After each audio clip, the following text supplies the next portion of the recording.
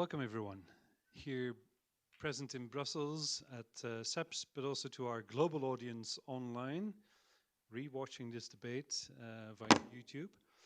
Welcome, my name is Steven Blokmans. I'm a senior fellow here at CEPS, and I'll try to moderate this session on global governance, or is it a quest for global dominance?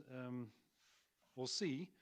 But this particular event is organized in the context of a Horizon Europe-funded project called Ensured, which is led by Maastricht University, most specifically by Professor Hilke Dijkstra, present here, and Clara Wijnhart, whom I will introduce in just a second, which has kicked off today, in fact, with this very event in the public sense, and will run for the next 3 years, doing fundamental research, not just at the desk, but in the field, about the effectiveness, the legitimacy, and or democracy, and robustness or survival of global governance systems. And with that term, I take a rather loose understanding for now, for this public debate, about the body of international institutions and international law with a universal reach.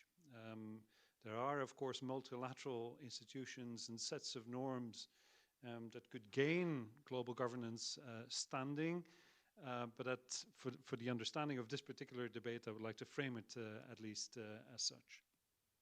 Okay. Well, we've seen in the last couple of years, of course, quite a bit of contestation about global governance systems in various fields. If one thinks about security, of course, the fact that the United Nations Security Council is again seemingly consistently blocked by recurring vetoes by several of the P5 members. You see the resort to resolutions being taken in the United Nations General Assembly, especially over the most recent cases of the Russian war in Ukraine, but also, of course, now the hotly debated war between Israel and Hamas in Gaza. You see the splintering of different coalitions of states on various universal principles, and increasingly also the search in a redefinition, perhaps, of those principles. Not just in the field of security, also in the sphere of economic governance, of course, where the WTO has been bugged for years at the hands of the United States, primarily with Trump's refusal to reallocate or reappoint judges at the appellate body, leading to a fallback mechanism there. We've seen, of course, the increasingly difficult negotiations on the climate front, and in fact this debate takes place against the backdrop of COP28 taking place in Dubai. We'll see what the outcome of that effort is, and as was alluded to, in fact, by Michaela, one of our panelists earlier today, one might ask about the sustainable development of global governance systems in and of themselves, and what the EU's role in that is of course of prime importance for the research, but is not necessarily the focus that we would like to kick off the conference with today. In fact, we have the benefit of several of our star researchers having flown from faraway places to Brussels to engage with us in discussions. And so today's debate will be primarily framed from their perspectives, or at least from the perspectives that they know how to interpret best. They're not representatives of the governments or indeed the institutions that they may have worked with or for in the past or present.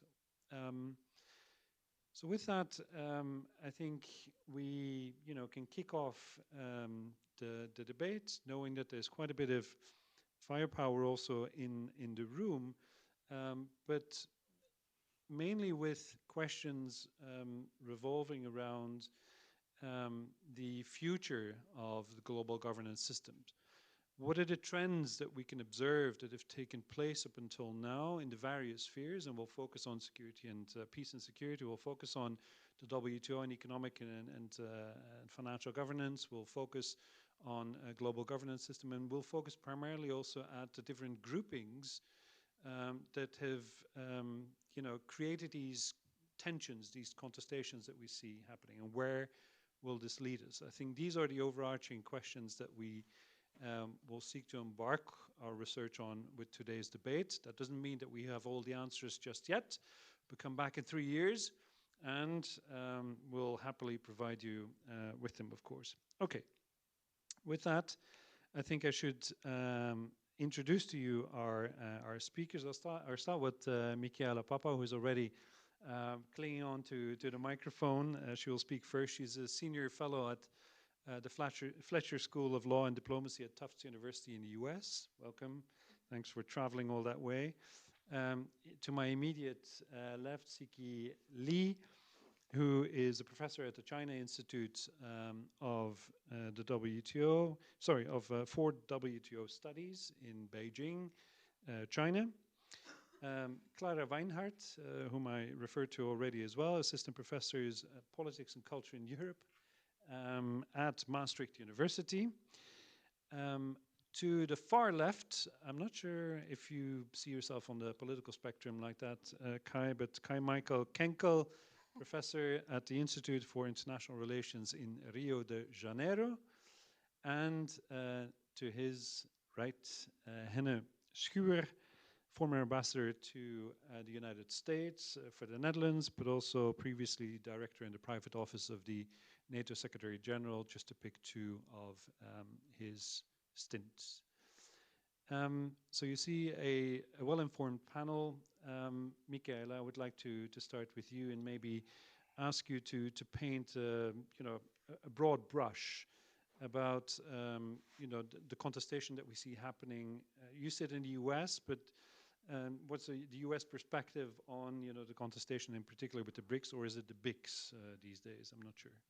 Over to you. Thank you so much. Thank you for organizing and inviting me. It's an honor to be here. So probably like the broad brush, but whether it's a positive brush or a negative brush. But I wanted to reflect on the happenings after the BRICS summit in 2023 in August. So several months ago, in the newspapers, by policy experts, you could see all these debates. What is happening to global governance? Are we going to see non-Western governance? Is it going to be like a parallel system, an alternative system of governance? And how to even think about the fact that we have a group of so-called rising powers that actually has very clear ambition to reform the system, to make it more multipolar, more democratic, and is actively positioning itself as a reformer in global governance. So the question of an alternative is the one I wanted to spend a second on. And when we look at BRICS itself, it's not really like a counter current system outfit. It's very much a development-based, a technical cooperation-based group that does raise some tensions on some policy areas. Where the challenge, kind of the contestation challenge emerged was, for example, if we see the situation in Ukraine, where on the one hand you have this collaboration between the US and the EU on how to deal with the situation in terms of sanctioning Russia, in terms of isolating Russia, and at the same time in 2022, you see BRICS basically continuing to cooperate with Russia to the extent of having 160 plus meetings with Russia and basically offering diplomatic support and ways of managing the situation. And, but at the same time, when we talk about alternatives, we cannot really say now, like, BRICS wants to exit the system. What you see when you look at data is that BRICS is very much involved in reforming the system. It's very much involved, like the new institutions, new development bank, contingent reserve arrangement, are not only collaborating with the incumbent institutions, but they also, like the contingent reserve arrangement depends for full deployment on IMF. And at the same time, when you look at BRICS engagement across UN functional agencies, you also see efforts to work within the system. So one area where, in a way, a non-Western system can potentially emerge is when we look at financial payments. And now kind of BRICS has a homework to figure out like what kind of platforms and payment networks can be feasible to shift more extensively to the use of local currencies.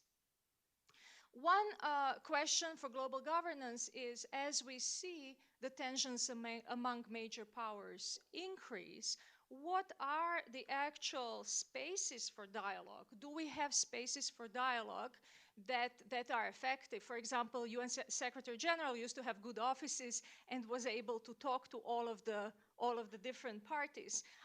Or we have informal institutions that are getting this supersized role that might not be ready for. So, for example, you can look at G20 pushback not to get too deeply involved into security issues, but kind of stay within the economic realm. Finally, I think there is a broader question in terms of big picture, and that's, is it possible to find common ground and to reimagine global governance together? And in terms of especially thinking about the system that continuously grows and a system that continuously changes, is it possible to look at inefficiencies, potential institutional waste, and say like, all right, let's reduce, reuse, recycle international institutions altogether, and let's create a better system in a way to reimagine global governance through collective action. And I think I'll stop here. Thank you. To the point, very nice. Several points I would like to pick up maybe during the discussion. I'll just plant them here as seeds. You can return to them later. The BRICS are trying to make a global governance system more democratic. What do you mean by the democratic? They work through, the global governance system, as you say, and there might be ways for defining together common ground, which arguably then would have to, at least be scrutinized by using the same criteria. A sort of SWOT analysis, which everyone can rally behind, and then seek to implement policy recommendations for. So, what criteria might you see in that respect? But I would like to just plant these ideas, and we can return to them later. First, I would like to ask Siki and then Clara also to focus a little bit on the WTO governance system. And Siki, from a Chinese point of view, of course, we'd be keen to hear from you where China sees the WTO going in the future. Thanks for the nice introduction, Stephen. It's a pleasure to be here and join the roundtable discussion. China formally supports multilateralism and considers the WTO as the central institution for global trade governance. In light of pressing global challenges such as the climate change, digital transformation, economic and health emergencies, there is a need for a global organization to facilitate global dialogues, coordinate global trade relations, and promote global cooperation. In this regard, the WTO serves the best as due to its inherent multilateral nature. So China formally holds the position of upholding the authority and efficacy of the WTO. However, the WTO itself and the whole membership are facing critical challenges. We are in a multipolar world. However, the multipolar trade governance system is not fully developed. In brief, the WTO is facing 5 key challenges. The first one is the leadership deficit due to the changing position of the US towards multilateralism, while a collective leadership is not yet fully developed. The second is the diversity and complexity of trade policy issues. driven by the technological advancements and the shifts in commercial models in a digital and value chain world. The third is the diversity of the membership. China accessed to the WTO in 2021. Since then, more developing countries joined the organization, make the interests more diverse. The first is the erosion of mutual trust, which is exacerbated by rising geopolitical and strategic concerns. We are all concerned about the strategic decisions of friend-shoring, reshoring, decoupling, de-risking, a lot of terminologies. And the fifth is the rise of unilateralism, protectionism, and the abuse of national security exceptions. Facing with these challenges, there is a broad consensus on the necessity of the WTO reform. However, WTO members hold different positions on the roots and the solutions of the WTO crisis. So the WTO reform will be a long-term and incremental process which cannot be accomplished soon. We cannot expect a round of negotiations similar to the Uruguay round, which have achieved remarkable package deals.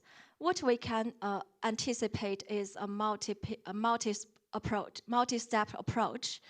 And we may expect some progress in specific areas, and we will see whether we can gain more momentum and synergy for a more comprehensive WTO reform.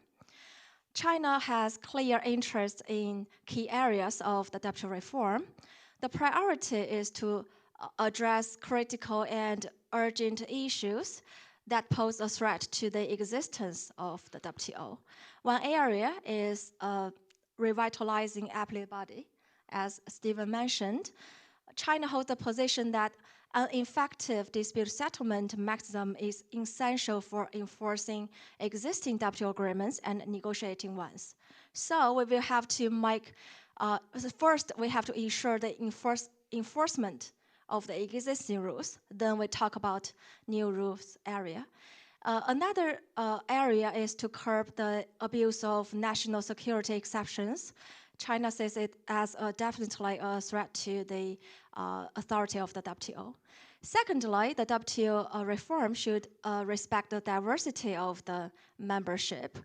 China poses importance on two fundamental principles. One is to respect the diversity of development models of WTO members. Another one is to safeguard the legitimate rights and interests of developing members. So we will expect that China's position on these two fundamental principles. However, it does not mean that China is unwilling to undertake new liberalization commitments. As President Xi stated in China International Import-Expo in 2021, China will hold an active and open attitude towards discussions on areas on digital economy, trade and environment, subsidies and SOEs, but it should not be a single-out China approach in the WTO reform agenda. Lastly, revitalizing the negotiation function of the WTO is essential.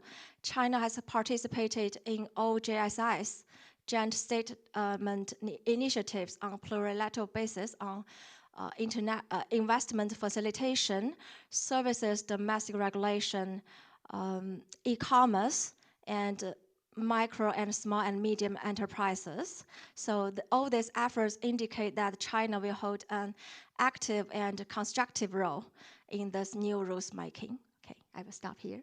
Thanks very much. That suggests there should be a lot of common ground with the European Union then. Not sure what the bilateral summit between the EU and China later this week will reveal in that particular respect, but we could touch upon that. But more generally speaking, Clara, how would you see, the rise of the BRICS or some of the BRICS as a challenge or an opportunity for multilateralism in trade governance? Thanks a lot, Stephen, for the question and also for the invitation. It's a pleasure to be here. I would say that the global power shift to Brazil, India, and China has affected trade multilateralism in many ways, but I want to focus on two ways in which it has made trade multilateralism more conflictual and undermined the functioning of the WTO, and then at a third one where it maybe hasn't.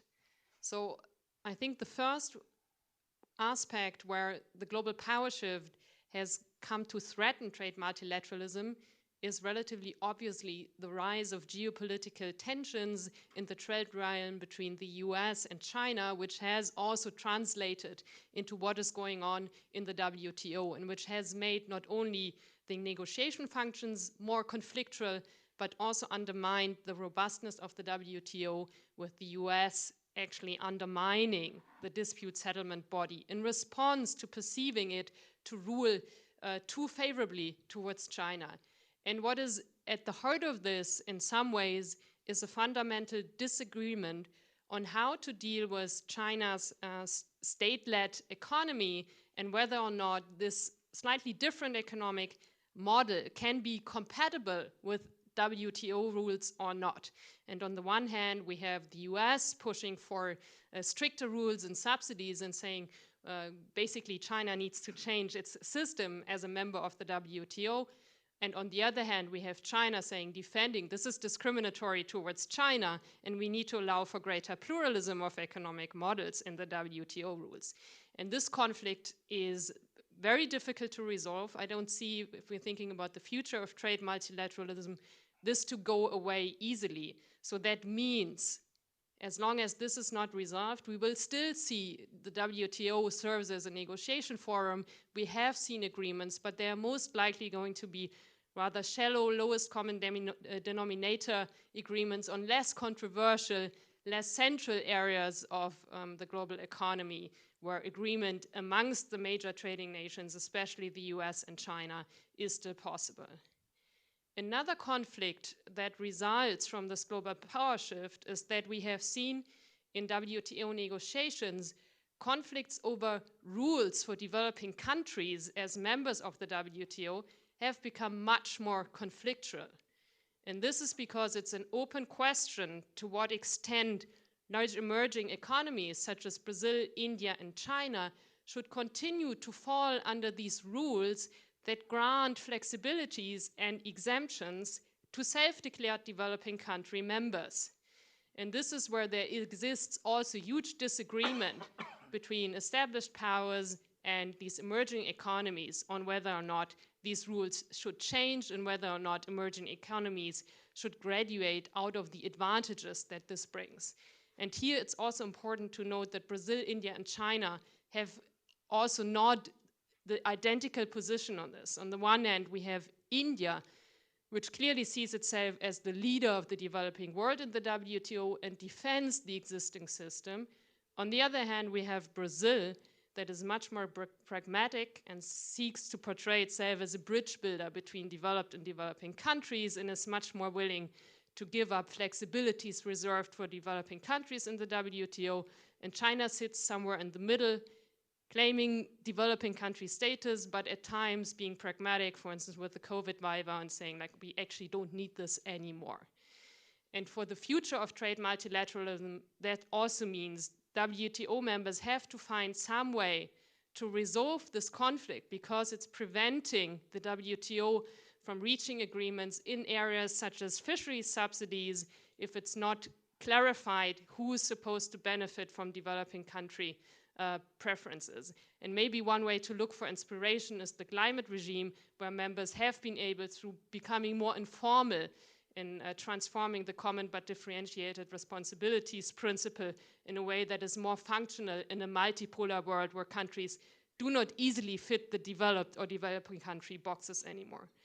The last point I want to make is that not everything has become more conflictual with the global power shift, because what we also see in trade multilateralism is that while in the early 2000s negotiations were much more block-based and there were much more global north versus global south, we do see more flexible, more shifting alliances now with emerging economies, Brazil, India, China, sometimes sitting in between the groups. So if we think about agricultural negotiations in the early 2000s, we did see India and Brazil leading the developing country coalition G20 that included China targeting the developed world, primarily the EU and the US, on the question of reducing agricultural subsidies.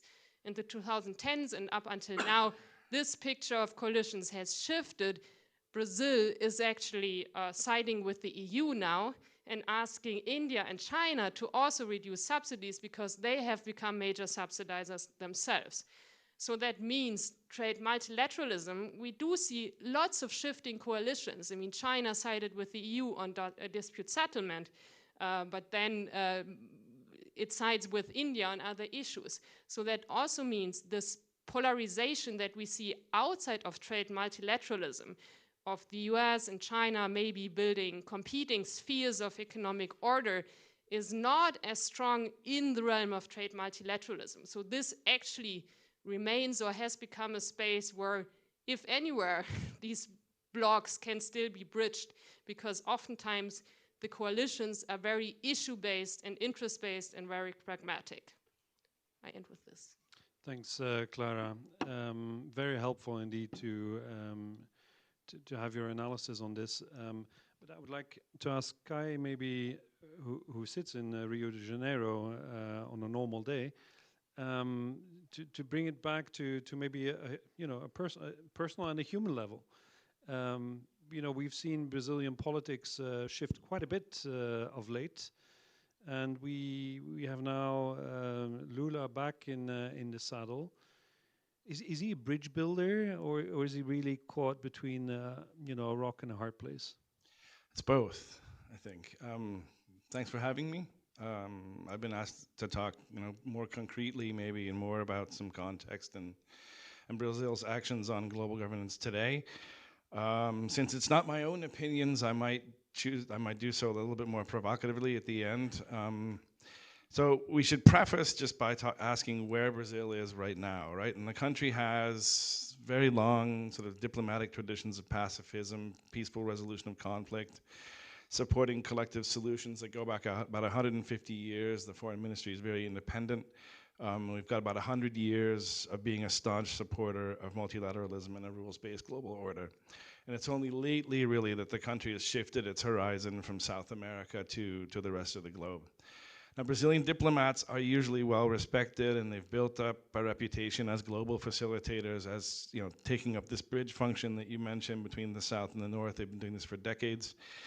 Under the Workers' Party governments, the sort of left-wing governments of Lula da Silva and Dilma Rousseff, the conditions came together. This is about 2003 to 2016, but starting around 2000, the conditions come together for the country to take on an emerging power role based on some solid economic growth. Sort of the commodity cycle is going well, and there's a propitious geopolitical climate, right? So the country makes this push it wants to be the 6th permanent member of the Security Council. It feels like it came close in 1945 and has been kind of periodically coming after this since then. And they do so by kind of parlaying some domestic advances in development policy, such as poverty reduction, into influence in the security realm by participating in peace-building missions in Haiti and some other places. And so it takes on this role by becoming a norm entrepreneur and by engaging in contestation of some of the foundational norms of the global order, mostly around issues of humanitarian intervention. And the country takes up a very strong position as a voice of the global South, starts challenging the West, right? This comes to an abrupt end in 2016 with the impeachment of Dilma Rousseff.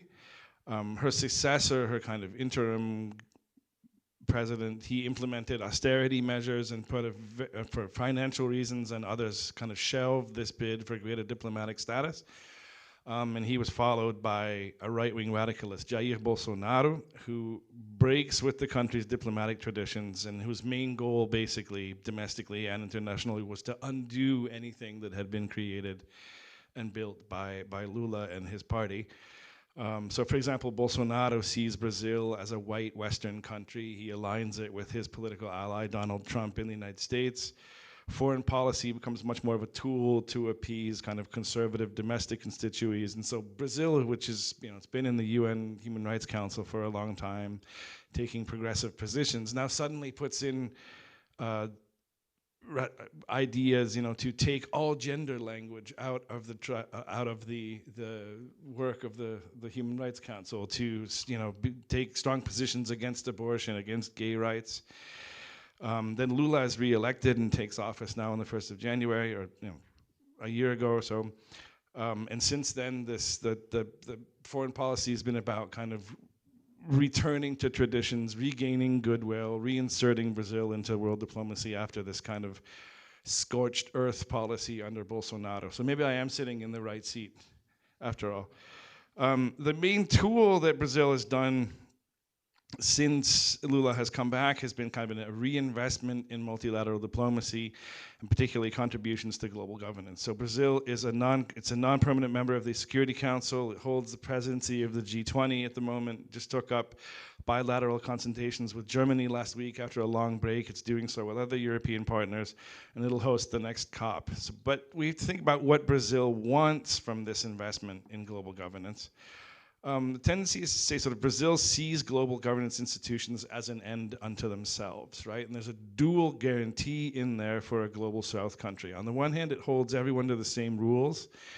And on the second side of the equation, it sort of can serve as a place for these countries to kind of punch above their weight diplomatically, right? So in terms of what ends up being quite a revisionist agenda, Brazil has strongly advocated for changes in the membership of almost all major institutions, so that they'll include adequate representation of the global South, right? So Brazil itself, of course, claims that it's not pursuing its own economic interests as it takes on these roles, or it wouldn't, but rather the political and normative interests of the global South, particularly in dealing with Africa. But it has made clear that the legitimacy of institutions comes not only from their efficiency, but even more so from the participation of all affected stakeholders in their decision-making procedures. So we see when we look at concepts that Brazil has brought into international diplomacy, like the responsibility while protecting, which was kind of a corollary concept to the responsibility to protect. Brazil has pointed out sort of both instances of selectivity and hypocrisy from major powers, and it's held the notion that violations of the rules that underpin the international order are in fact much more grave when perpetrated by the great powers themselves than by minor players such as Syria and Libya, right? So Brazil has made this point many times that sort of when Western interests are sold as being global, or when global interests serve Western parochial interests, we cannot consider these to be effective or legitimate for those who have had no say in their development or in their elaboration.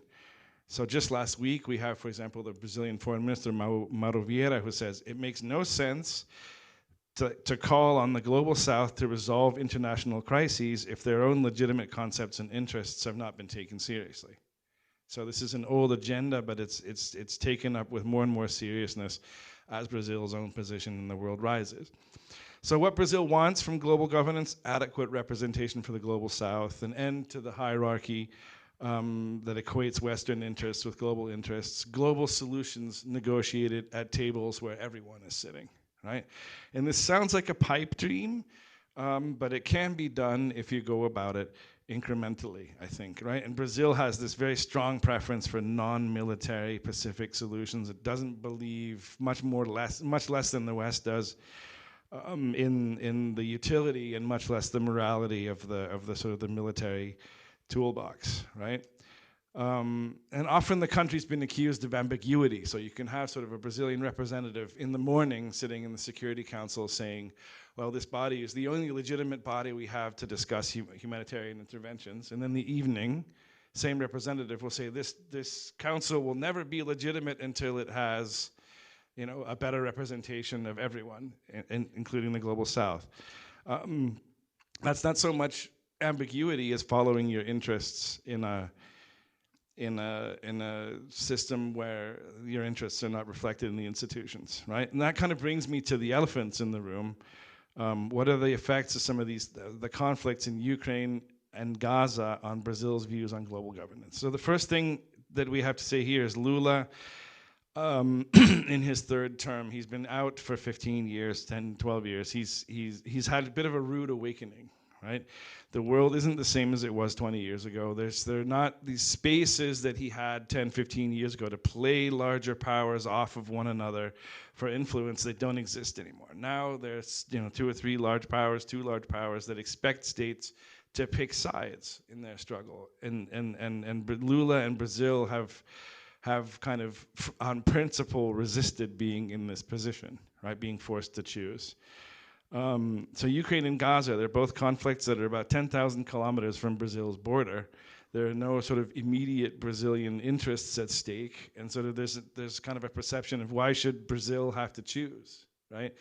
Did Latin American states demand Western countries' voice and opinion or pick sides on the Venezuelan crisis? We remember the Venezuelan crisis created more refugees than what we consider a migration, or some consider a migration crisis in Europe before the Ukraine started, right? So indeed, Brazil's been quite reluctant to choose sides in the case of Ukraine. Many Latin Americans' basic instinct is to align against the United States, right? Because of the United States' record of interventions, coups, murder, torture in the region. And they're quite hesitant to realize that in Eastern Europe, Central Europe, the United States might be an actor that can stand for protection from the same thing, right? Others will align with Ukraine as they're worried about the violation of the sovereignty and use of force norms, right? This was underscored by the Kenyan permanent representative right after the 22nd of February when he said, particularly in the global south, we should be interested in the violation. 2 minutes? No. Like, Wrapping up. be done? Yeah. Okay. I still had to, okay, I have about 1 or 2 more minutes, sorry. So the war has raised food prices in the global south, it's made travel unaffordable, and it's soaked up available diplomatic space for problems that affect the global south more, such as poverty and inequality reduction and global health initiatives. And this kind of raises a certain resentment in the region and in Brazil over being forced to choose, particularly because Brazil can't really break with Russia because it's 90% dependent on Russian fertilizer for its agro industry, which makes up about 40% of exports, and it's the second largest food exporter in the world, right? And the situation is a little bit similar with respect to Gaza. Brazilians are very fond of saying, well, we're the country where the peoples of Abraham lived together in peace, but that's not really happening anymore in Brazil. And this is where the colonial questions come into play. I think I'll save Gaza for later if I've overgone. It's a good point. Thanks very much. I mean, you make the point very vocally, of course, of Brazil being, the mouthpiece of the much dreaded term, the global south. And I realize we only have focused on the BRICS, so to speak, and there's many more countries whose individual positions may not be reflected by what has been presented here so far, but I think, by and large, the main bloc formations have been characterized as such, and Western hypocrisy and of course, neo-colonial rule, those are criticisms that ring, increasingly loud in the ears of European policymakers as well. I mean, it's everywhere where you look now, and so Hannah. Over to you. I mean, the role of the European Union in all of this, right? In search of more strategic autonomy in the world, but accused of double standards. Yes, thank you, and thank you for inviting me. It's. I think we realize now, or we realized before already, that in Europe we live with neighbors that are unstable. We live in a dangerous neighborhood by now. We have two major conflicts. One is on our own continent. If you hop in the car now and you drive 1,200 kilometers, you're in a war zone. Who could have ever expected that? If you take a flight for 3 hours, you are in a war zone in Gaza. Who could have ever expected that? So that really affects us, I think. And that will affect something that is coming up, which is that there are a number of elections coming up next year in Europe. It will affect especially also the European elections, I think, because what has triggered all this is that there is there's a much bigger migration problem than there used to be. There is an unstable economic outlook. We are losing our competitiveness in Europe. The conflicts around us are a real threat. what do we do against that? And how will we react against that? And we are faced with a number of real problems. The European Union is not a country. We have as many voices in the European Council as there are countries. And you see, for instance, in the conflict like Gaza, compare what the Czech Prime Minister says and what the Spanish Prime Minister says, and you see an immediate problem. We managed to have a consensus at the European Council on the conflict Israel-Gaza. We sign off on that conflict. We go to the UN. There's a vote on a ceasefire in Gaza, and the European vote is split 3 ways. Not the unanimity that we sort of basically acquired 5 days before. The moment we are in the UN, everybody votes for himself. So there is no unity in the European Union. There is an enormous problem with the strategic autonomy. Strategic autonomy is a French idea,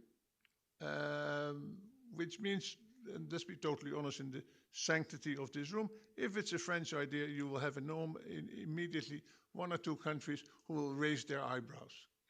You know what? French idea will probably be in favor of France. So let's look at the small print and so on. The strategic autonomy was started off with the concept of strategic autonomy in defense world, in the military field. And it failed there for the simple reason that if you ask a Pole on whom will you rely in the face of danger, on the first de frappe of France or the nuclear umbrella of the United States, the answer is clear. I will rely on the nuclear umbrella if I'm really in danger of the United States. So if you look at if you look at the various fields of where strategic autonomy will apply, I don't think it will apply immediately for the foreseeable future in the military, for a very simple reason that we need the United States for a very long time on the strategic, on the nuclear, on strategic lift, on all their satellites, which we do not have, so the intelligence. So we have to rely on the United States for a long time still to come on the military. Very dangerous. There are elections in the United States next year. The elections, the choice of the American people will be almost as important for us in Europe as for the American people for the stability of NATO. If there is what we would say a wrong choice in the United States, which means anybody who's not democratic, so to say, let's just say, if Trump comes back into the White House, we have a real problem. Let's be honest. We have a real problem in our security. So there is that point for strategic ability that is dangerous. Other points, it makes eminent sense. We have seen with COVID. We'll see now with rare materials where we do not have enough of. That we'll have to basically get together and make this work. Thirdly, we have to, where the Americans will always have for the next 20, 30 years, the military advantage. We in Europe always claimed, let's call it the moral high ground. You know what? We made the rules. We made the human rights. We have, when everybody else was whatever, doing other things in the 15th, 16th century, we already wrote down the laws that will basically make the rules for the rest of the world. We have a sort of hubris about this. That moral high ground has definitely been compromised. And has been compromised especially by the fact that the outside world, the global south, and it has already been mentioned here before, tells us you measure with different yardsticks for different countries and people. What you say in the Israel-Hamas conflict and your immediate support for Israel, saying it has the right to defend itself, you know what? Did you apply the same reasoning in the Russia-Ukraine, when Russia invaded Ukraine? What do you do with other countries? Why do you not support now Palestine when maybe Israel is going too far in its self-defense? Where is your equivalence or your equilibrium in your approach? And that's really, really, really hurting us. And I think I've almost run over time, so I'll keep it like that.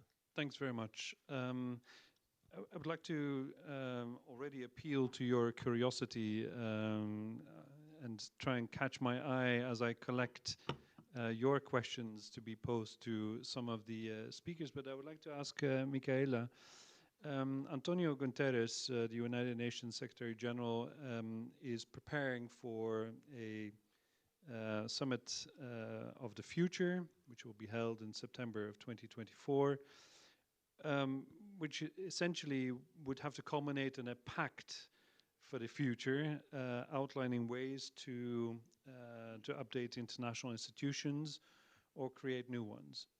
And so I wanted to come back to one of the points that I parked with you earlier on. So if you look at the global governance system that we have, how can we find and define the common ground to establish really what ought to be changed universally, and how do we go about it? Thank you. So, first of all, I think it's right that you mentioned the Secretary General, because in a way the role of ideas and the role of that office, it's universal. So the power of ideas that comes through and the ability of that office to still weave in all of different aspects of potentially conflicting parties or those who are not sure how much they want to engage, that's still there. In terms of how to think about the Summit of the Future, I would say that we don't have a worked out system to manage the development of global governance. So in a way, if we look at like third party, looking at the system itself, we are growing it, the new institutions are coming up, but there is no trigger, there is no way to think about, all right, if this and that happens, we are going to start renegotiating. It's almost like we are always focused on niche areas rather than the whole system approach. So I think that the more we focus on where multilateralism is, what are the weak points, what are the strong points, and how can we learn across, the more we will be successful in finding solutions for it. So for example, I'll give you an example. There was this Millennium Ecosystem report where you looked at, in the ecosystem context, how are forests doing, how are different aspects of ecosystems doing. And then when you see patterns across, it's much easier to actually know what are the patterns that need to be addressed. You know, what you just said actually triggered a question. I'm a lawyer, and reading the treaty, the EU treaty, Article 21, prescribes that the European Union promotes and invests into an improvement of the multilateral system in what it calls good global governance. That's an obligation of intent, which rests on the shoulders of Europe as a whole, the EU institutions and the member states alike. What is good global governance? Are there ways to define this? Again, it's the question of the criteria that I'm trying to map out, as to what eventually will shore up, the functioning parts of our system and replace those that are dysfunctional. I mean, ultimately, there's a question of subsidiarity. What actually needs to be at the global level? A lot of the political action is how do you take an issue that's not global and try to make it global to get attention for it? But I think the question, EU has a principle of subsidiarity. At what stage and at what level of regulation is the EU most efficient in dealing with certain problems? Of course, now if we are looking at like the impact of climate change or the impact of AI on future generations, that is in a way a universal question, because we moved from diplomacy that's all human-centered to environmental and AI diplomacy. So there are certain issues that do need to be at this, like good governance can only be universal governance. But there are so many issues that can be dealt at the regional level, where regional level can be good enough, or at least can be accelerating the improvement at the global governance level. Okay. We have other researchers from the consortium in the room who can enlighten us on, you know, different sectors. If you're more interested to hear more about climate change, for example, or you know, in the digital sphere, the quest for governing the ungoverned spaces of artificial intelligence, etc. So we can appeal to them as well if you have any questions about those topics. But I've collected a few. The two gentlemen sitting there. So we have a roaming microphone. Please briefly introduce yourself and ask a question and address it to one of the panelists if you can. Wolfgang Pape is my name. I'm with CONCA, the Center for UN Reform here in Brussels. I have a question directly to Professor Kenkel. You mentioned that the changes need to address, as you say, all, I should quote you correctly, all affected stakeholders. Who are those stakeholders? Are they beyond the multilateral systems? That means not only intergovernmental actors, but like we see now in COP28 again in Qatar, even civil society. Are they involved in your idea of changing the membership, or at least changing from only shaping factors into decisive factors in the process of global governance? Thank you. Thanks, Wolfgang. Sir. Yep, Miguel Diaz, retired. I'm trying to reconcile the notion of the BRICS asking for more open, diverse, democratic world governance, and the fact that at least 2 members of the BRIC are not democratic. In the case of the United Nations, the membership was comprised of the winners of World War II. Now, the question as to who should be a stakeholder, who should be sitting at the table, to me, it's a difficult question. And I'd like to know what criteria should be applied in defining who will be there. Yeah, good question. Democracy, gentlemen there. I'm appealing also to the people in that room. It's a bit harder for me to see, but maybe you just raise your hand at one point. Thank you, Jarosław Pietras. I'm now with Wilfried Martens Center for European Studies. But for the purpose of my question and this discussion, I have been involved in Uruguay round negotiations as a negotiator. And I also have been involved in climate negotiations with a number of COPs that I have participated. These were 2 totally different worlds and 2 different ways of governing in a global context. You know, climate negotiations were bottom-up. Finally, there is nothing like a dispute settlement system in the Paris Agreement, whereas WTO and GATT in particular has been very discipline-oriented. So in this context, you've got different models, and then the question is how you could reconcile these 2 approaches, especially in a context, and here I want to know your opinion, that EU is coming out with CBAM, which is on the one hand probably compatible with the EU, with the WTO, even if there are some doubts, and also is promoting climate goals, even there are some doubts whether it's fully representing what is the value of the Paris Agreement. So how countries like China or Brazil or US are looking at CBAM, whether it's a unilateral measure contrary to the efforts to have a global governance, or is a tool to force others to accept the system which is promoted by Europe? Great examples and question. I'll start with those three, and maybe I'll start with you, Kai, since the first question was addressed directly to you. Yeah, we will have to share the mic. I'm not giving up this one. Is it on? Great. Yeah, I mean, to Mr. Pop, there are sort of two answers to that question, which my presentation was sort of stuck between. Neither one of them are sort of my idea, but I think in the academic theory, we're talking about anti-Wiener, we're talking about norm contestation, right? And this sort of depends on the rules of the table you're sitting at, right? So if you're talking about the rules that underpin the international order, it's states only, although Brazil, I mean, thematic negotiations is different, right? Brazil clearly looks at this differently. They've put out a concept note for what they believe, what their agenda for the G20 presidency is going to be for the next year, and it's about 15-20% on the participation of civil society. So affected stakeholders for them clearly go beyond the state as well, right? But I think there is, at least in the diplomatic discourse from Brazil, there's more of a focus on state representation for the global south. Although the question of civil society is changing.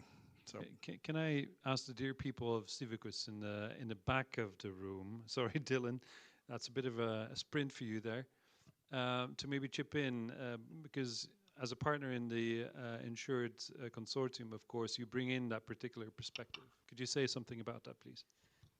Well, yeah, we've been talking about this for a while.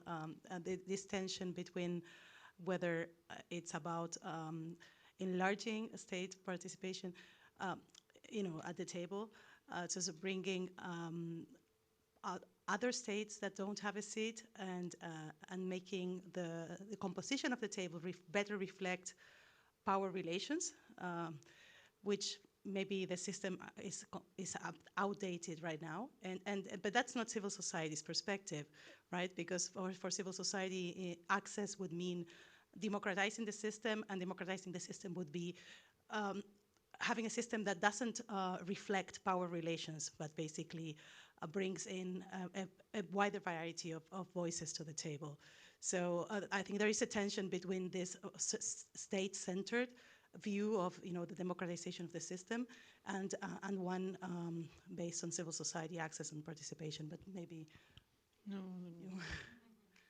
Okay. Thanks very much. Yeah, can I link this to the question of democracy in the BRICS, and maybe ask Clara to is it more from Michaela? Okay, Michaela then. So what's interesting is that when you look at BRICS statements, that it's very clearly outlined that democratization is important, and that's one of the goals. So the way democratization is not really fully defined, but when you look at more of the discourses, what you see is the distinction between like majority and minority tensions.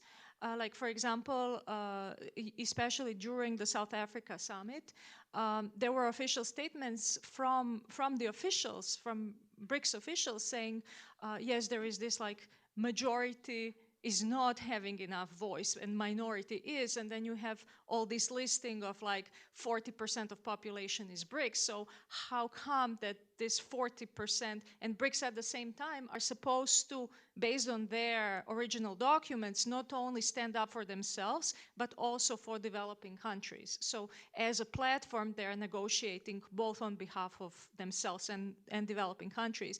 So basically the argument is you need a greater representation for majority of the population in the representative institutions of global governance. So that's at least the argumentation there. And of course, I think there is a point, like, how do you think about democratization if nationally some of the countries are not democratic? But then there is a question, what is democracy? Are you talking about representation? Are you talking about what exactly, which part, which slice of democracy are people talking about? And everybody takes the slice they want. So I think that's kind of the dynamics of the debate. Where the BRICS would insist on diplomatic democracy in a way, representation of states backed up by people, not necessarily the democratic vote that these people would be able to cast in what we know is, open and fair elections. It's more of the heft, the weight. So basically the 40% of population represents the weight of the countries, and then how is that weight represented? But when you look at nationally, if we treat sovereignty as intact and every country being able, like multipolarity means that every country is able to have its own development model. So, so then basically what happens within the country is not that controversial, because that's the sovereignty aspect that countries are handling themselves. Yeah. Could you pass the microphone to Siki, and then I would like to bring it also to Clara, as to the question of, well, pick your poison. How does China see the European Union on the one hand advocating for WTO, adherence of norms and of course reform, with a unilateral CBAM, carbon border adjustment mechanism? Yeah. In the pursuit of climate goals. Yeah. The basic question is the scope of the WTO. I think the WTO cannot regulate everything. So as the name of the WTO, it is a trade organization. So what the WTO should focus is the spillovers of domestic policies and measures. So I think the WTO cannot touch upon every aspect of the CBAM, but there are two issues that raise our concern. The first is the non-discrimination. So is that you can impose your unilateral measures, but you have to implement it in a non-discrimination principle that is consistent with the WTO principle. The second is that you have to manage the negative trade spillovers. That is very key to coordinate the relationship, trade relations between the EU and other trading partners. And what I would like to mention more is that what the WTO can do in terms of the sustainability concerns. Because the WTO is a trade organization, so it can do something to facilitate market access.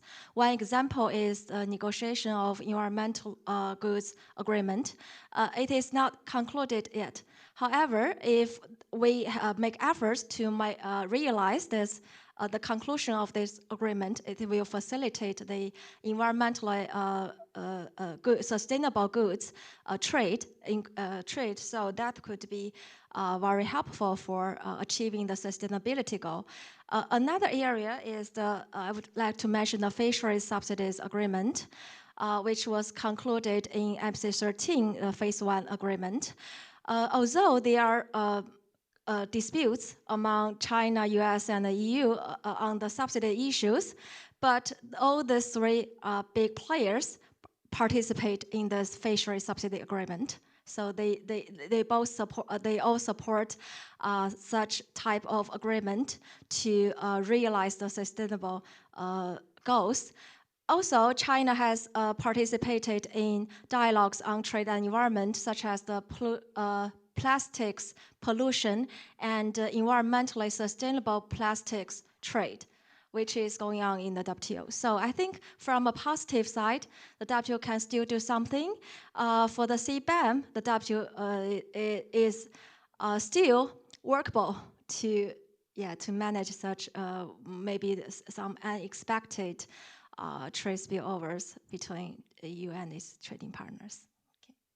Clara, do you want to add a few thoughts on this? And maybe looking at the room as well. Katja, I'm not sure if you want to come in at one point. Yeah, I mean, maybe as a general point on your question on the democratic nature of some of the countries and should this be represented in international institutions. I mean, if we look at the WTO, it's democratic in the sense of its decision making. It's one country, one vote. But then it doesn't matter what kind of political systems members have domestically, because the only thing that matters is the economic system of member states.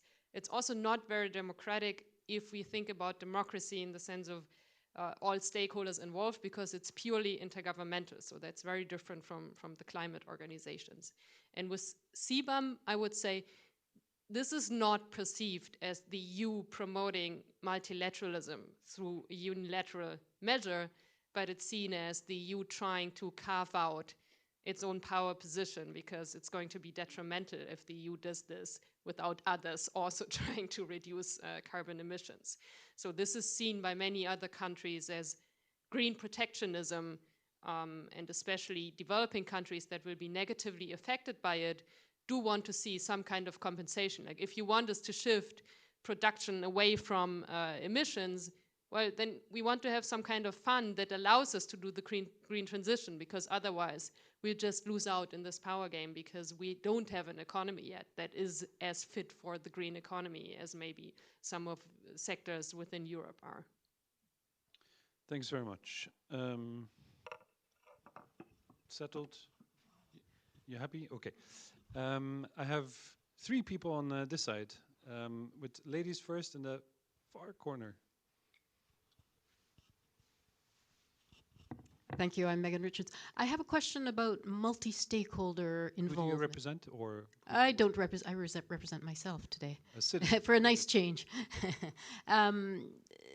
So my question really is, to what extent can multi-stakeholder participation improve global governance? I mean, you have some UN bodies and UN institutions like internet governance, like the COP, where civil society and industry and business are very active and participate very enthusiastically.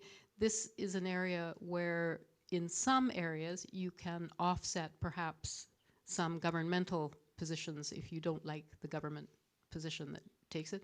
On the other hand, you have, particularly in the Global South, both weaker industry representation, much weaker civil society. Is there potential for improving this to make a better global governance approach, global governance model, I suppose? Thanks very much. On the corner, yes. Hello. Hello, my name is Paolo. I'm a professor at Bocconi University in Milan. And I wanted to try to connect 3 dots that they have been mentioned so far.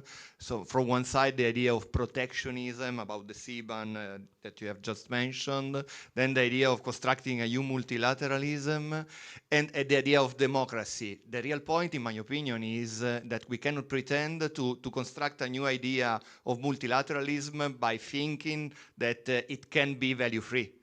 So without establishing before a common set of values that all together we can try to share, then upon this we can imagine a new structure, because otherwise we are kind of obliged to think about just new conflicts to solve, say. Thank you. Yeah, I would tend to agree with that. I mean, the EU is bound by its own rule book, you could say, in external action. But we'll seek some reactions later on. A final question from that side for now. My name is Hans Vos. I'm a former Council of Ministers official. I just want to raise or mention one name here, that is Trump. If ever he comes back in power, what may be the effects? I could imagine there may be a bigger effort for strategic autonomy in defense, even in the European Union. Is Brazil going to more a leader of the poor South developed countries? What may be his impact when he may win, which I personally don't hope, the elections? Thanks very much. Yes, we have a also representing Civicus. So maybe you hi can everybody. take the first question there as well. I can do. Do you want me to do that now or yes, later? And then maybe you have a question. Okay, multi-stakeholderism. Good idea. Bit dubious about it. How it works in practice would be the general civil society rejoinder there. There's a quite well-developed civil society critique of the existing practice of multi-stakeholderism, which mostly involves privilege of the private sector and particularly big business. And much less representation of civil society. And this is, we're increasingly aware of how large businesses are themselves perpetrators of human rights abuses. and part of the problem, particularly when it comes to things like advancing climate justice. There's another problem with the existing practice of multi-stakeholder. I mean, it's potentially even less democratic than what we have, because it plays to this idea that we can solve big global problems if only you get the right people in the room, if only you get the right heads around the table, and those right heads are usually like the world's richest men. So the idea that if only we can get all the world's richest men in one room, we can have technocratic solutions and solve these problems. Well, we've seen a couple of problems with that lately, which is our experience of social media shows that putting the world's richest men in charge of things, bad idea. The other problem is, and this is the question I was going to ask, so we managed to join this up, because the question I wanted to ask is how do we advance this kind of work in reforming, democratizing, whatever global governance at a time where conspiracy theories are increasingly being spread around global governance as something that's about elites. Look at all the disinformation about the SDGs, for example, that these are part of a new world order solution to enslave and control the population. We all know it's ridiculous, but the reality that we're increasingly forced to confront is a lot of people believe this. And when you have the less democratic you do global governance, the more it places that criticism of global governance as an elite enterprise that we must be suspicious of, because it's going to take power away from people and put it into the hands of elites. So my question will be, well, you know, how do we advance these ideas in the face of that challenge? That seems an excellent question for a diplomat or a former diplomat, Henne. But perhaps you can take up a few of these also on the European Union's own role in creating spaces for dialogue so as to advance global governance reform. Okay, there were a number of questions I would be interested in. Multi-stakeholders, what you said, I think I'm totally agree with. Multi-stakeholders is not only NGOs, but it's, for instance, Silicon Valley. The Ukrainian war, the first week, if there was no Elon Musk, Ukraine would have fallen. Can you switch on the microphone, please, for the recording? Switch it upward. The black. Try now. If it doesn't work, I give you this one. Ah, here it goes. Okay, if there was no Elon Musk and his satellites, Ukraine would have fallen in the first week. So he has a role to play, and we have to sort of basically think about that there are more actors than only state actors now who are controlling our world, and they are not always out there for the good of the people, but they're also out there for the good of themselves. And I think that's also what you are referring to. Yeah, the particular question about Trump, I totally agree about, well, I'm an ex-diplomat, so I can tell you it will be a disaster if Trump comes back. That's my solid opinion. It will lead to sure strategic autonomy in the military field, yes, but it will not save us because we are 20, 30 years behind. So we need the United States for a longer time, and then to be dependent on somebody who says no American soldier will die for the safety of Montenegro is really, really scary in that respect. I also want to have a quick thing about CBAM. There's a lot of talk about CBAM, but the idea of CBAM is that countries that import into the EU will adhere to the standards that we set in the EU. It's not necessarily so that you will always be faced with import duties or whatever. If you can, and I remember there was a conversation between John Kerry and Frans Timmermans, where basically Frans Timmermans afterwards said, you know what, if the United States is willing to adhere to what we implement ourselves, we don't talk about CBAM. It's about what we want to achieve that is important to me, and not necessarily of levying duties on import goods. So I don't know what CBAM actually will bring. I do not totally agree. I think that CBAM will be very difficult in the legal field, and there would be a challenge of WTO would very well be possible. And I would not put my money on the EU then, I can tell you. Can you pass the microphone to Kai? Maybe he wants to pick up on one of the points raised, but I'm also curious to hear from you where you see Brazil and in its bridge building role, creating a space for dialogue, bringing together BRICS and Western powers to reform the global governance system.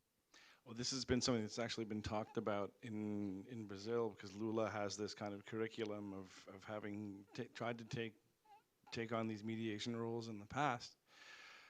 There's been talk of sort of mounting a mediation mission in the Ukraine conflict. It hasn't really been accepted by either side. I think that has more to do with sort of looking down on the global south necessarily in general. There was also an African mission that went there that really didn't get very far, right? I think the perception is that if it's a European conflict, it'll ultimately be mediated and solved by Europeans or with the involvement of the Americans. There was certainly also, while Brazil had the presidency of the Security Council, a series of attempts to move forward with a ceasefire and other measures in Gaza, which could have kicked off some talk, at least in Brazil, about what the role of Lula might be. So that certainly, I mean, in the past, we've had also an attempt by Lula to mediate around the crisis with the Iranian nuclear program, which actually formed the nucleus of something that was taken up by the group dealing with that. So basically, at the end of the day, I think there will continue to sort of be talk as long as Lula is in office, whether on a personal level that gives him some capital to engage with these two conflicts or with others. On the question of does Brazil keep trying to be leader of the global south or a voice of the global south under Trump?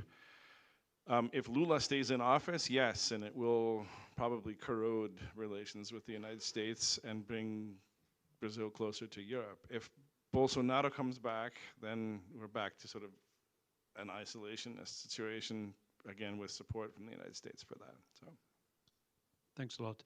I want to bring it back once more to the room, collect a few questions still or observations if you have them, and then to the panel for reactions and final statements. We first, Dylan, you're closest there, lady in the front row, and then we'll wrap up here. Three more interventions, yeah. So I just have a general question. Please introduce yourself. Hi, I'm a master's student in political science at the University of Antwerp. And I just have a question, like a general question for the panelists. To what extent could you say the EU and I guess the US kind of stand in their own way in terms of like having good relations with the global south? Because there was a mentioning of moral high ground of the EU and kind of looking down on the global south. So to what extent could you say they stand in their own way in terms of creating good relations across the world? Because they make the rules, and whoever doesn't comply with those kind of rules, it's like, because there was a mentioning of how BRICS kind of stands up for developing countries, and it's moving further away from the EU and the US ideals because they kind of tend to get looked down upon. Yeah, that's my question. Thanks very much. There was a gentleman 2 rows further down, yeah. I'm Rafael from the Institute of International Relations in Barcelona. My question is for Professor Kai about the Mercosur and European Union deal, how Lula is trying to negotiate it again now. During the Bolsonaro's government, Argentina took the lead on maybe trying to make this deal work out. And also, now there is a recent conflict, let's say, in between Venezuela and Guyana. And yeah, I would like to know also as if Brazil is taking a lead on trying to make negotiations in between the two countries. That's all. Thank you. Thanks a lot. And while you walk over to this side, Dylan, the latter reference, of course, is to a long-running claim which is now being formalized in the form of a referendum being held in Venezuela about annexing part of neighboring Guyana. Hello, I'm Stefan Keukelaar from the University of Leuven. The last BRICS meeting was referred to several times, and one of the so-called decisions was to enlarge the BRICS with other countries. What kind of dynamics do you expect from this potential enlargement, what this may be, both internally in the BRICS group, but also externally for global governance? More mortar building into a wall. With that, I think we've exhausted the questions or your patience. We'll move back to the panel and maybe work our way from Kai, to whom a question was directly addressed, back to Siki, if that's okay. Yeah, Kai, you'll get the microphone. Oh, you have one. You know, is the first question about do the U.S. and the EU stand in their own way? I think there is a kind of, at the very least, there's a negative effect when you perceive a gap between rhetoric and reality, right? You hear a lot in the United States, for example. I just had the opportunity to spend a year there in a place that was relatively connected to let's call it the Beltway. And you know, on the one hand, you hear this a great deal. It's like, oh, we would love for Brazil and the others to be a more important partner, and of course we support them and everything that they want. As soon as the rubber hits the road, sort of, it's just looking around and saying, what are you still doing here, right? It's just going to be run over, right? And that perception has a very strong negative effect. So in that sense, that kind of inherent hierarchy in behaving on it certainly has a negative effect, I think. In terms of the Mercosur EU deal, that I can sort of, that's a little bit off of my specialty, but I can respond to it as sort of an informed citizen, if you want. I think it's going to be taken up again, maybe not with the same fervor. I think there's some problems that have come up with it on both sides in the meantime. The latest kind of quote we have from Lula is, well, you know, if France doesn't want to accept it, that's France's right. So there's kind of also a waiting game going on to see what happens on the European side, and if some of the countries come back from the conditionalities that were put on under Bolsonaro, particularly to do with the environment, right? Because Lula simply, you know, clearly wants to change that. Is Brazil taking the lead on Essequibo? It's certainly considered by Brazilian diplomats to be something that would be their role as kind of the hegemon in the region, but it hasn't hit the press if it has, so.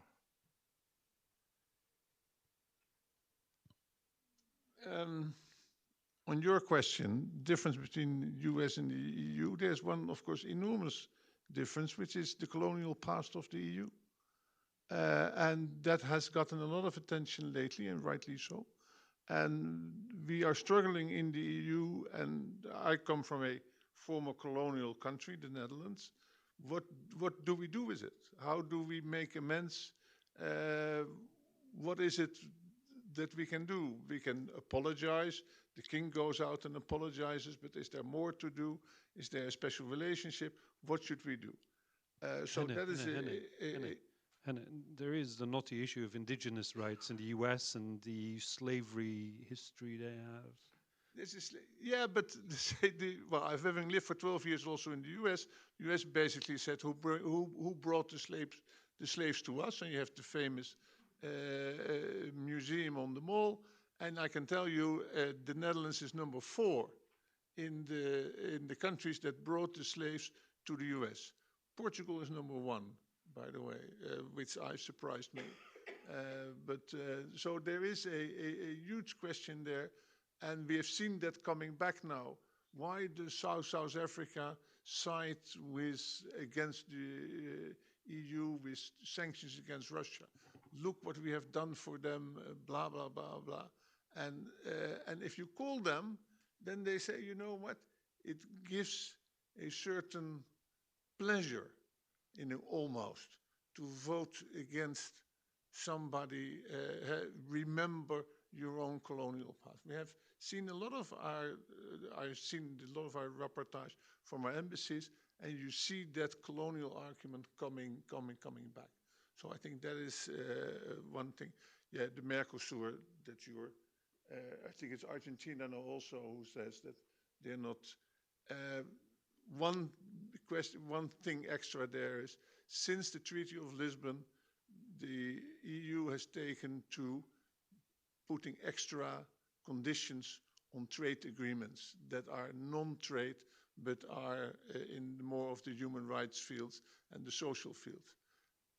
As long as we are discussing now more and more about the definition of human rights and what comes under human rights, we'll have more and more difficulties with trade agreements with different countries, because whatever, China or Brazil or whatever, might have a different idea about human rights, and especially what we have added on to human rights since the Human Rights Declaration immediately after the Second World War.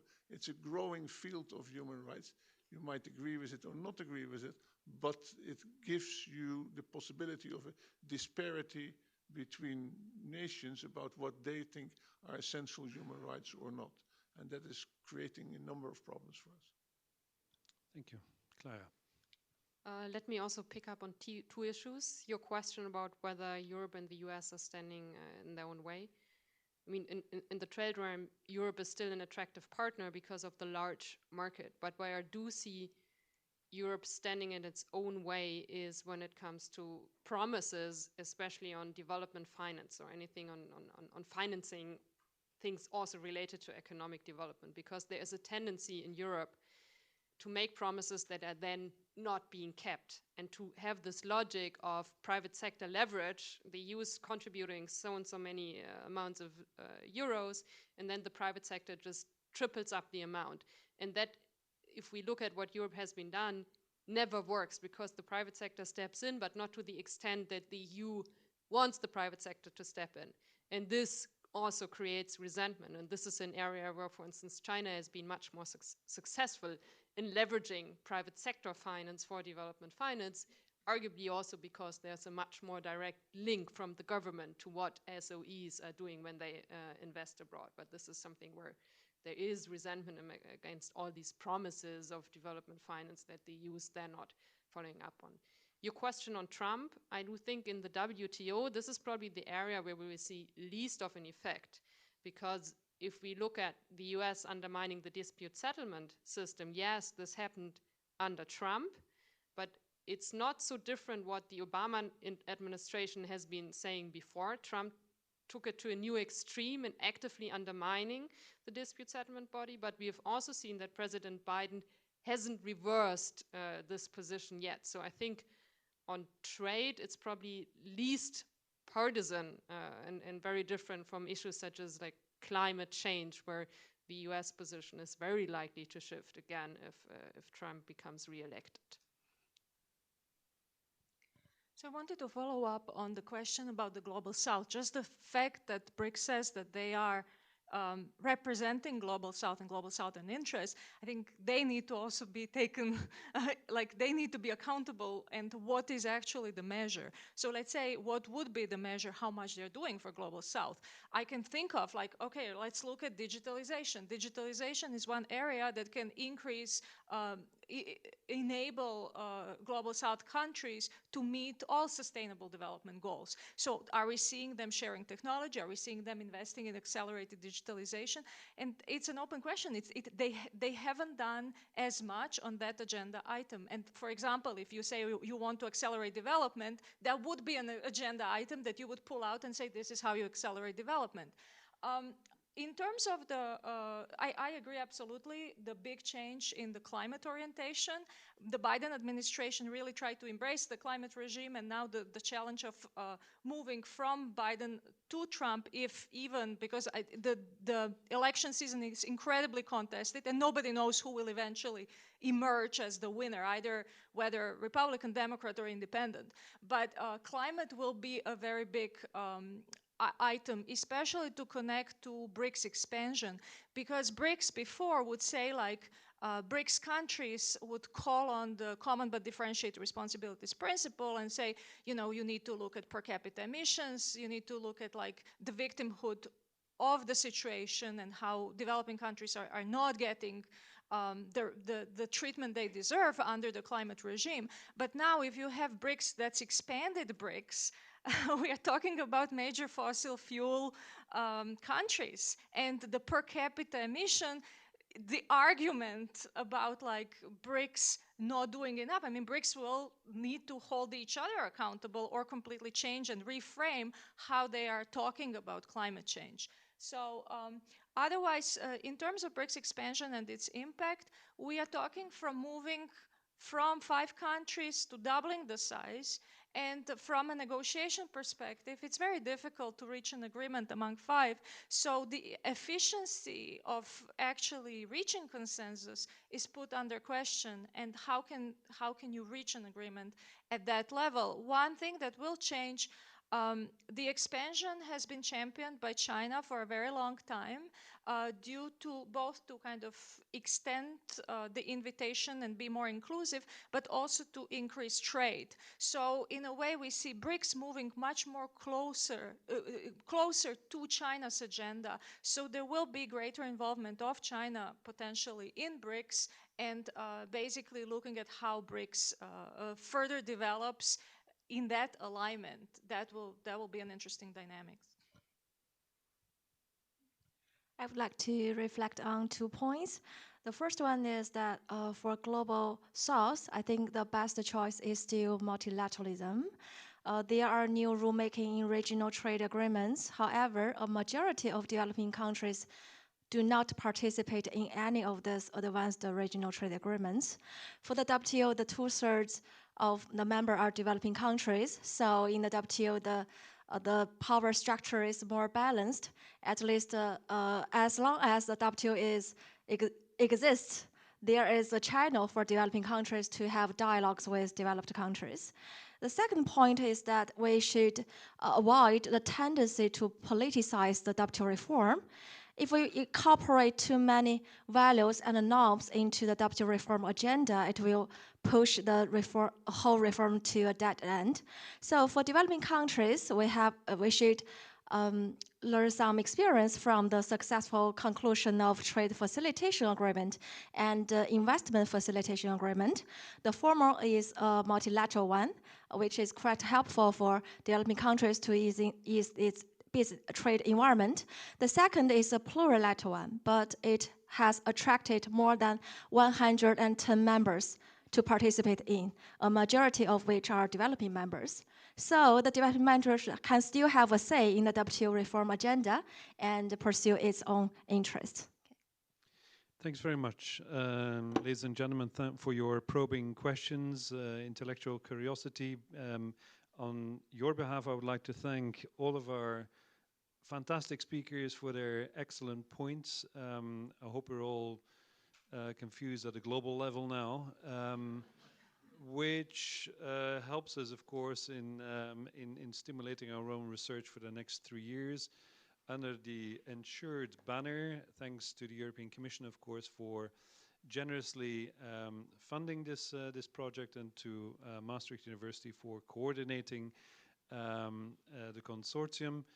On their behalf, I would like to invite you all for some refreshments downstairs, where you can continue the conversation with our speakers. So thanks very much, and a warm hand to our panelists, please.